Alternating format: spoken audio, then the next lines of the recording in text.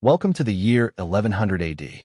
The air is crisp, the water is contaminated with dysentery, and England is currently enjoying its favorite historical pastime, being ruled by French-speaking Normans who absolutely despise the local Anglo-Saxons. It is a time of transition. King William Rufus has just died in a highly suspicious hunting accident in the New Forest. Definitely an accident. Guys, do not ask his younger brother Henry about it. And the transition from wooden motte and bailey castles to massive stone fortresses is in full swing. This brings us to our protagonist, Barnabas of Canterbury. Now, when you picture a medieval wizard, your brain probably conjures a majestic, beard-toting intellectual who commands the elements and reads heavy grimoires. Barnabas, however, looks like a wet pigeon wrapped in a wool blanket. His blue hood has stars drawn on it with cheap chalk, and his magical staff is literally just a branch he found in a ditch. But Barnabas's biggest problem isn't his budget, it's his brain. Barnabas suffers from a severe, undiagnosed case of magical dyslexia.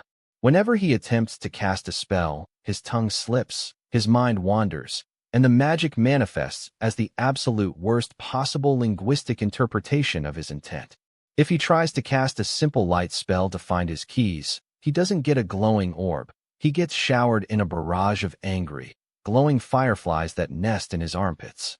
In an era where the church is actively looking for any excuse to throw weird people into boiling water to see if they are witches, Barnabas is a walking safety hazard. To understand how Barnabas ended up in this tragic state, we must examine his education. In the early 1100s, Europe was experiencing a minor intellectual awakening. The Crusades were funneling ancient Greek texts back to the West, and the very first universities were starting to pop up in places like Bologna. Barnabas, however, did not attend a prestigious university. He was apprenticed to an ancient, eccentric hermit named Bartholomew the Unwashed. Bartholomew's teaching methodology consisted entirely of hitting Barnabas over the head with a dried cod fish whenever he mispronounced a Latin verb. And in medieval magic, pronunciation is literally a matter of life and death. Magic in this era was heavily reliant on corrupt Latin formulas. If you wanted to summon a protective shield, you had to chant scutum. But Barnabas, who possessed a heavy Anglo-Saxon lisp and a habit of sneezing mid-sentence, once mispronounced scutum as sputum during his final exams. Instead of a glorious glowing shield of force, he conjured a 3-foot-wide wall of highly concentrated, lukewarm saliva that slowly slid down the walls of the hermit's cave. His graduation ceremony concluded with Bartholomew throwing a wooden bucket at him and telling him to go seek his fortune elsewhere. Since then, Barnabas had been living on the muddy outskirts of Canterbury, trying to make a living as a freelance hedge wizard. This was a tough market. The local peasants didn't want cosmic wisdom. They wanted their cows to stop dying of the murrain, and they wanted their teeth to stop rotting out of their heads. Unfortunately for the peasants, Barnabas's attempts to cure toothaches usually resulted in the patient's teeth turning into live, highly aggressive garden snails. But things were about to go from bad to catastrophic. The year 1100 was a very expensive year for the English crown. King Henry I had just taken the throne, and to secure his shaky position against his brother Robert, who was currently ruling Normandy, Henry needed money. Lots of money. He sent out his most ruthless royal tax collectors to squeeze every single silver penny out of the peasantry. Enter Abbot Odo. Odo was a Benedictine monk who took his vows of poverty very seriously for himself, but not for anyone else. He arrived in Canterbury with a squad of armed guards and a parchment ledger, demanding that every household pay 60 silver pennies, an astronomical sum at a time when a healthy sheep cost about 1 penny. When Odo knocked on the creaky, wooden door of Barnabas's hovel, Barnabas was in the middle of trying to dry his laundry using a minor wind spell. The knock startled him, causing him to release the spell early. The resulting gust of wind blew his wet trousers directly onto his face, where they froze solid. Barnabas opened the door blind, disoriented, and smelling of damp wool. Abbot Odo was not amused. He demanded the 60 silver pennies immediately. Barnabas, whose total life savings amounted to 3 copper coins and a half-eaten turnip, pleaded for mercy. But Odo was ruthless. "If you do not pay by tomorrow noon," Odo sneered, "you will face the trial by ordeal." We shall heat an iron bar in the blacksmith's forge until it glows red. You will carry it 3 paces. If your hands are not infected in 3 days, God has declared you innocent of tax evasion. If they rot off, we hang you. This was standard medieval legal practice, and Barnabas, who was highly attached to his hands, knew he had to do something drastic. He needed 60 silver pennies, and he needed them now. As soon as the tax collectors left, Barnabas locked his door and dragged out his heavy, iron cauldron. He decided his only hope was a high-level transmutation spell to turn common river stones into pure silver. He gathered a pile of gray pebbles from the nearby river store, placed them on his table, and lit a candle made of rancid sheep fat. He opened his spellbook to the chapter on metallurgy. The required incantation was Argentum Fiat, Latin for, "Let there be silver." Barnabas took a deep breath, raised his oak staff, and began the chant. But just as he reached the climax of the spell, a particularly large, fat blowfly landed directly on his nose. Barnabas sneezed violently, transforming Argentum Fiat into Argentum Flatu. Now, for those who do not speak medieval Latin, flatu does not mean silver. It means flatulence. Instantly, the pile of river stones did not turn into shiny silver pennies.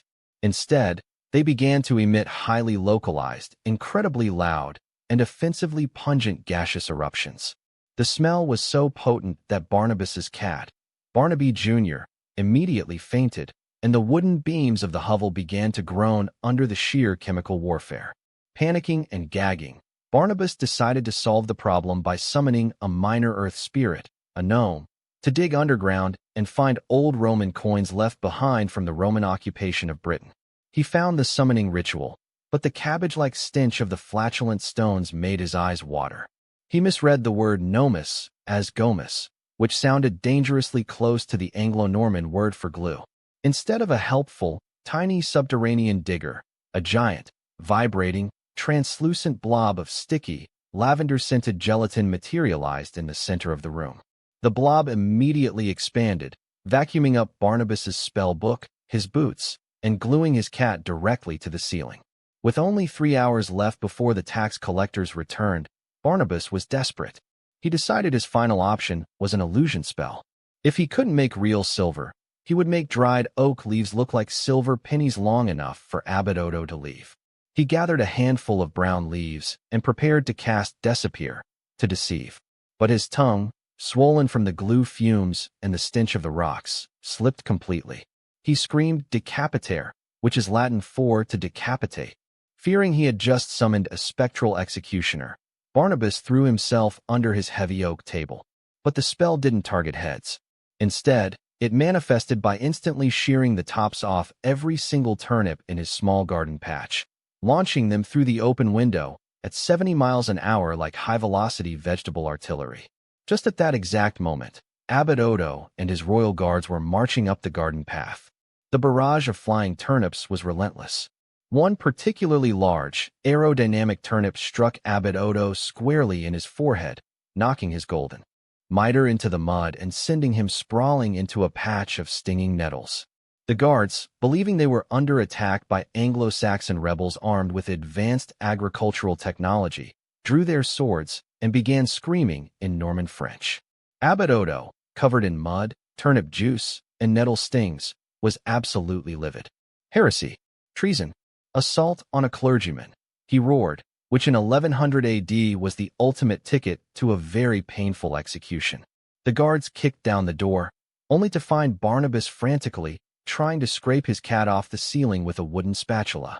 The guards dragged Barnabas out into the Canterbury town square, where a large crowd of dirty, medieval peasants had gathered to watch the daily entertainment.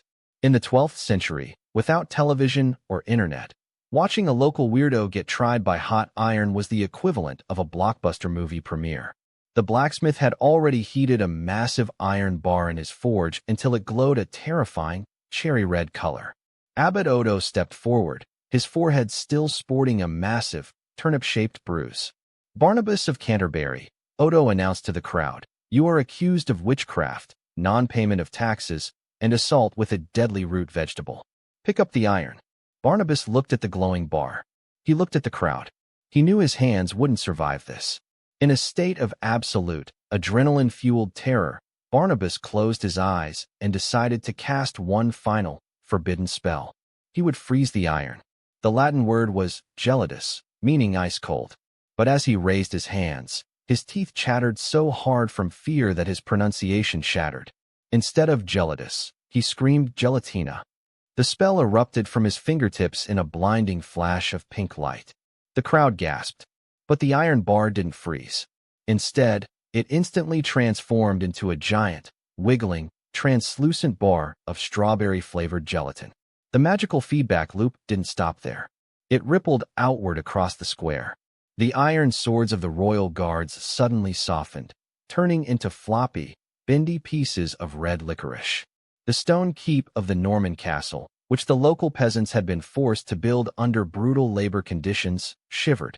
The heavy limestone blocks began to wobble, liquefy, and transform into a massive, 3-story tall fortress of lime-flavored jelly that vibrated every time the wind blew.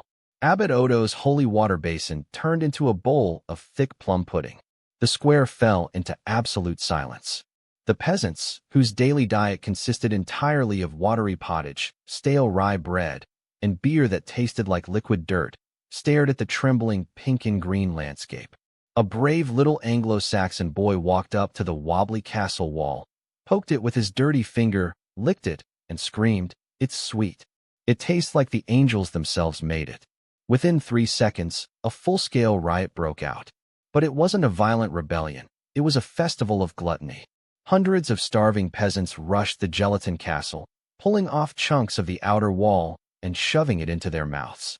The royal guards, finding their weapons were now delicious cherry candy, joined in, happily chewing on their swords. Just as the chaos reached its peak, a trumpet sounded. King Henry I himself rode into the square with his royal retinue. He had been traveling through Kent to inspect his new fortifications. Henry stopped his horse and stared in absolute disbelief at his expensive, military-grade stone keep, which was currently being eaten by 50 enthusiastic peasants with wooden spoons.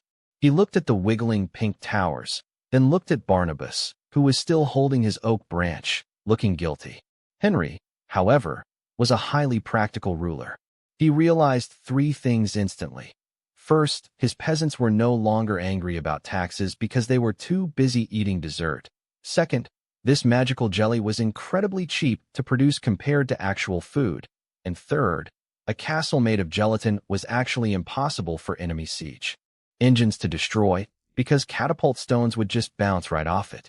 The king dismounted, walked up to a wobbly green wall, took a small bite, and nodded in approval. "Needs a bit of cream," the king declared, "but otherwise, brilliant." Henry approached the trembling Barnabas. Instead of ordering his execution, the king smiled. "Barnabas," Henry said, "I hereby appoint you the royal grand architect of structural desserts. You will receive an annual salary of 100 silver pennies, on the strict condition that you never try to cast a real spell again, and that you keep making these edible fortifications." Barnabas, overwhelmed with relief, immediately agreed. He retired his spell book, kept his sticky cat, and spent the rest of his days living in a comfortable, albeit slightly sticky, mansion. And so, the medieval food crisis was temporarily solved by a man who couldn't pronounce Latin. The moral of the story? Sometimes, your greatest failures can become your greatest successes, especially if those failures happen to taste like strawberries. Just make sure to watch your pronunciation, or you might find yourself with a house full of farting rocks.